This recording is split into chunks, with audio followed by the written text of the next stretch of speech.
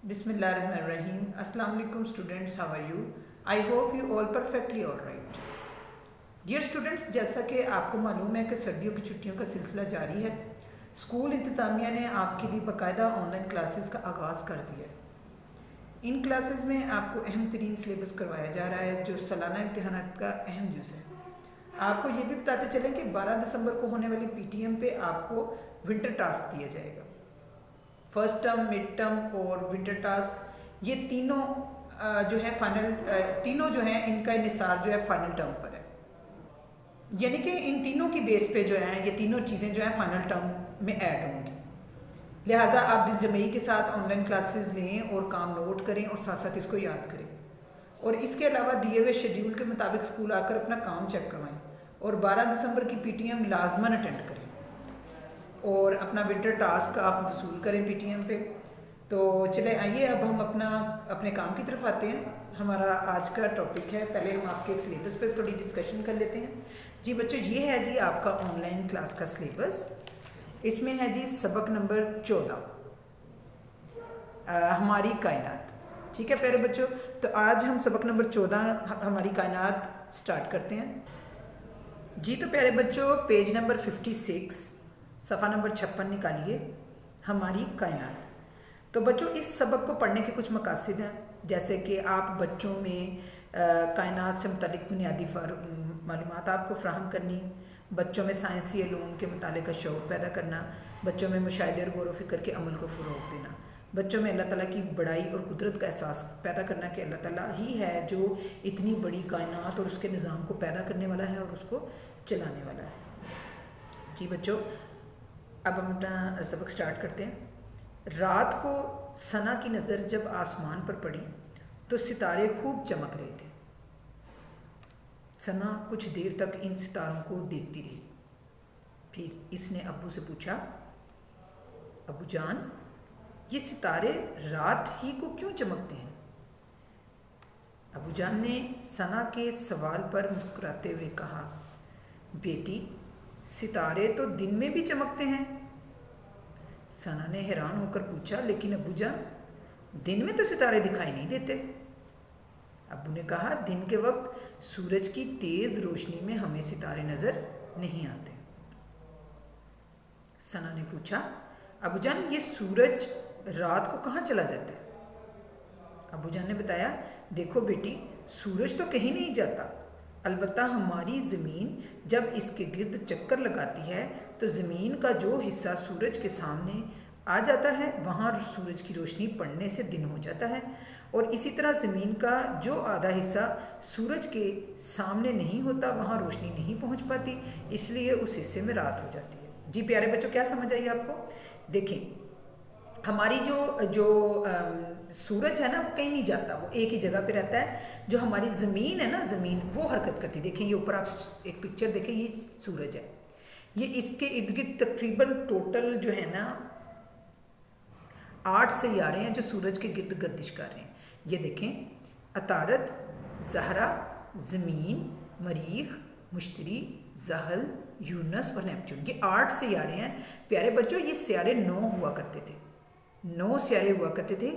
9वें सियारे का नाम था प्लूटो, और प्लूटो सियारा जो है हाल ही में कहीं गुम हो चुका है। तो लिहाजा अब ये अल्लाह ताला की कुदरत है ना कि वो सियारा जो है अब नज़र में नहीं आता, वो गुम हो चुका है। ये अल्लाह ताला ही बेहतर जानता है कि वो सियारे का वजूद कैसे ख़त्म हुआ है। बहरहाल वो ख़त्म हो चुका है। अब 8 सियारे हैं टोटल, अतारत, ज़हरा, ज़मीन, मरीख, मुश्तरी, ज़हल, यूनस और नेपच्यून। ठीक है प्यारे बच्चों, अब आप ये देखें कि ये ज़मीन है जिस पे हम आबाद है, बाकी जितने सियारे हैं ना उनमें किसी पे भी ज़िंदगी नहीं है। उसकी वजह क्या है कि ज़िंदा रहने के लिए ऑक्सीजन और पानी की ज़रूरत होती है। बाकी सियारों पे ऑक्सीजन नहीं है, पानी नहीं है, जिसकी वजह से वहाँ पे ज़िंदगी मुमकिन नहीं है। और कुछ सियारे जो हैं वो सूरज के इतने करीब हैं कि वहाँ इतनी तपिश है कि वो नहीं रहा जा सकता, और कुछ सियारे इतनी दूर हैं कि वहाँ पे इस कदर सर्दी है कि वहाँ पे भी नहीं रहा जा सकता। ठीक है प्यारे बच्चों, तो मैं बता रही थी आपको कि जो सूरज है वो एक जगह पे रहता है, और जो ज़मीन और जो बाकी सियारे हैं ना, ये देखिए ये लाइनें नज़र आ रही हैं आपको, मिदार हैं ये, इनके ऊपर ये सूरज के इर्द गिर्द इस तरह सर्कल करती रहती हैं। और ये जो घूमती, हम ज़मीन पे रहते हैं, आप सोच रहे होंगे कि अगर ज़मीन हरकत करती तो हमें महसूस क्यों नहीं होता? तो प्यारे बच्चों, ये हरकत इतनी स्लो होती है कि हमें बिल्कुल भी इसका एहसास नहीं होता। तो ये ज़मीन जो है जब अपना चक्कर मुकम्मल करती है तो वो हिस्सा जो सूरज जिस हिस्से पे सूरज की रोशनी पड़ती है वहाँ दिन हो जाता है, और जो दूसरी साइड पे बैक साइड पे चला जाता है वहाँ पे रात हो जाती है। सना बोली, अच्छा अब्बू जान, रात के वक्त चांद भी तो सितारों की तरह चमकता है, फिर ये इनसे इतना बड़ा क्यों नज़र आता है? अब्बू ने सना के पास बैठते हुए कहा, गोया हमारी बेटी आज कायनात के बारे में जानना चाहती है। सुनो बेटी, चांद हमारी ज़मीन के बहुत नज़दीक है। ठीक है प्यारे बच्चों, आपको पता ना जो चीज़ जितनी नज़दीक होगी ना उतनी बड़ी नज़र आएगी। फॉर एग्जाम्पल ये अभी बुक है, अब हो सकता है कि आपको बिल्कुल वाज़े तौर पे ये लिखा हुआ नज़र ना आ रहा हो, लेकिन जब मैं इसको करीब कर दूंगी तो आपको एक एक लफ्ज़ जो है वो दिखाई भी देगा और समझ भी आएगा। जी तो प्यारे बच्चों, समझ आई ना आपको? इसी तरह क्या है कि जो चांद है वो हमारी ज़मीन के बहुत करीब होने की वजह से बड़ा दिखाई देता है, जबकि सितारे ज़मीन से बहुत ज़्यादा फासले पर होते हैं। इसी वजह से ये रोशनी के छोटे छोटे नुक्ते दिखाई देते हैं। असल में सितारे चांद से और ख़ुद हमारी ज़मीन से कई गुना बड़े होते हैं। जी बच्चों, बिल्कुल ऐसा ही है कि जो सितारे हैं वो बहुत बड़े होते हैं, हमारी चांद से भी बड़े होते हैं और हमारी ज़मीन से भी बड़े होते हैं, कई गुना बड़े होते हैं, लेकिन वो इस कदर दूर हैं कि हमें छोटे छोटे नुक्ते दिखाई देते हैं। हमारी ज़मीन एक सियारा है और चांद इसका ज़ेली सियारा है, यानी कि जो चांद है ना वो हमारी ज़मीन के इर्द गिर्द हरकत करता है। चांद का कुतर ज़मीन के कुतर का 1/4 है और सूरज ज़मीन से कई गुना बड़ा है, जबकि सितारे सैयारों से जिसामत में बड़े होते हैं और ख़ुद रोशनी और हरारत पैदा करते हैं। सियारों की अपनी रोशनी नहीं होती, बल्कि वो सितारों से रोशनी लेकर चमकते हैं, जैसे हमारी ज़मीन और चांद सूरज से रोशनी हासिल करते और चमकते। देखिए बच्चों, 8 सियारे हैं टोटल। यहाँ ये बताया जा रहा है कि जो सियारा होता है उसकी कोई रोशनी नहीं, अपनी कोई रोशनी नहीं होती, उसने रोशनी चांद से या सितारों या सूरज से ही लेनी है। दोबारा पढ़ती हूँ, हमारी ज़मीन एक सियारा है और चांद भी इसका एक ज़ेली सियारा है। चांद का कुतर ज़मीन के कुतर का 1/4 है और सूरज ज़मीन से कई गुना बड़ा है, जबकि सितारे सियारों से जिसामत में बड़े होते हैं और ख़ुद रोशनी और हरारत पैदा करते हैं। सैयारों की अपनी कोई रोशनी नहीं होती, वो सितारों से रोशनी लेकर चमकते हैं, जैसे हमारी ज़मीन और चांद सूरज से रोशनी हासिल करते हैं और चमकते हैं। इसके अलावा सैयारे मुसलसल अपने अपने मदार में गर्दिश करते रहते हैं, जैसे कि मैंने आपको पीछे दिखाया है, ये अपने अपने मदार पर गर्दिश कर रहे हैं। ये देखें, हमारी ज़मीन सूरज के गिर्द अपने मदार में हर वक्त घूमती रहती है और अपना एक चक्कर तकरीबन 365 दिनों में मुकम्मल करती है, यानी कि एक साल में। ये एक शमसी साल कहलाता है। इस तरह चांद भी हमारी ज़मीन के गिर्द चक्कर लगाता है। जैसे ज़मीन है ना, ज़मीन सूरज के गिर्द घूमती है और ये 365 दिनों में अपना चक्कर मुकम्मल करती है, यानी कि एक साल में। इसी तरह चांद हमारी ज़मीन के गिर्द भी चक्कर लगाता है, लेकिन वो अपना चांद जो चक्कर है 29 दिन में अपना एक चक्कर मुकम्मल कर लेता है, यानी कि एक महीने में। चांद की गर्दिश के मुताबिक 12 महीनों में एक कुमरी साल मुकम्मल होता है। चांद सूरज की रोशनी को मुनक्किस करके ज़मीन तक पहुंचाता है। चांद जो है वो सूरज की रोशनी को मुनक्किस करता है और फिर ज़मीन तक पहुंचा देता है। गर्दिश के दौरान चांद के जितने हिस्से पर सूरज की रोशनी पड़ती है, हमें चांद की उतनी ही शक्ल दिखाई देती है। इसीलिए चांद कभी छोटा और कभी बड़ा दिखाई देता है। आपने देखा बच्चों, कभी चांद बिल्कुल मुकम्मल होता है, कभी बिल्कुल एक लकीर होती है, कभी आधा होता है।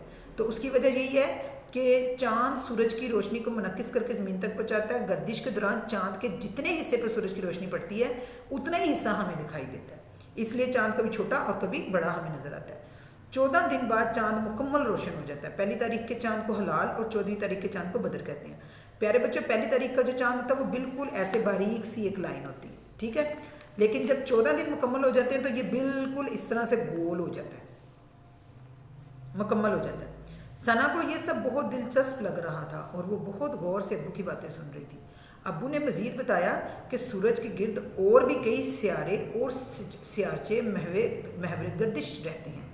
छोटे छोटे फल्की इज्साम सियारचे कहलाते हैं, जिसके मुतल्लिक कहा जाता है कि वो सैकड़ों साल पहले फट जाने वाले किसी सितारे के हिस्से हैं।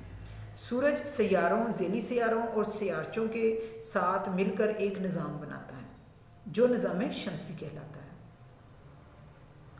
सूरज इस निज़ाम शमसी का मरकज़ है, यानी कि सेंटर में सूरज है और बाकी पूरा निज़ाम उसके इर्द गिर्द चलता है। हमारी कायनात में सूरज की तरह बड़े बड़े सितारों के भी निज़ाम मौजूद हैं। अरबों खरबों सितारों से मिलकर एक कहकशां बनती है। ठीक है, अरबों और खरबों सितारे जब मिल जाते हैं तो उसको एक कहकशां बोलते हैं। इस कायनात में करोड़ों अरबों कहकशाएँ हैं जो हमारी नज़र से ओझल हैं। सना ने यह सुनकर कहा, अब्बू, अल्लाह ताला ने तो ये कायनात बहुत वसी बनाई है, यानी कि बहुत बड़ी है, बहुत खुली है। अब्बू ने खुश होकर कहा, बिल्कुल बेटी, इससे हमें अल्लाह ताला की कुदरत का अंदाज़ा होता है। जी, तो इस सबक से हमें क्या सबक मिलता है? इस सबक से हमें ये सबक मिलता है, सबसे पहली बात तो ये कि हमें ये इन्फॉर्मेशन मिलती है कि निज़ाम कायनात कितना बड़ा है और क्या क्या चीज़ उसके ज़ुमरे में आती है। तो प्यारे बच्चों, ये निज़ाम कायनात पैदा करने वाली ज़ात सिर्फ अल्लाह ताला की है और इतने बड़े निज़ाम को चलाने की कुदरत भी वही रखता है। हम इंसानों के अंदर ना तो इतनी वुसअत है, ना इतनी ताकत है, ना हमारी ये औकात है कि हम इसके किसी एक ज़र्रे को भी पैदा कर सकें। ठीक है प्यारे बच्चों जी, तो बच्चों यहाँ पे हमारा जो है आज का लेक्चर ख़त्म हो रहा है। आपने इस चैप्टर को अच्छे तरीके से रीड आउट करना है, इसकी रीडिंग को बार बार पढ़ना है और इंशाल्लाह अगले लेक्चर में मैं आपको अल्फाज मानी, जुमले और इससे रेलिवेंट जो भी चीज़ें हैं वो मुकम्मल करवाऊँगी। तब तक आपने इसकी रीडिंग को कम से कम 4 से 5 दफ़ा दोहराना है और मुश्किल अल्फाज को रफ कॉपी पे बार बार प्रैक्टिस करनी है। और प्यारे बच्चों, अपने काम को साथ साथ याद करते चले जाना है, क्योंकि आपके जो मिड टर्म एग्ज़ाम्स हैं वो ऑनलाइन क्लासेस के ख़त्म होते ही जो हैं वो स्टार्ट कर दिए जाएंगे। तो अपनी तैयारी जो है वो रखें साथ साथ और 12 दिसंबर की PTM लाजमी अटेंड करें और अपना विंटर टास्क जो है आप आके कलेक्ट करें। ठीक है प्यारे बच्चों, अपना बहुत ख्याल रखिएगा और अपना काम साथ साथ कर लीजिएगा। अल्लाह हाफिज़।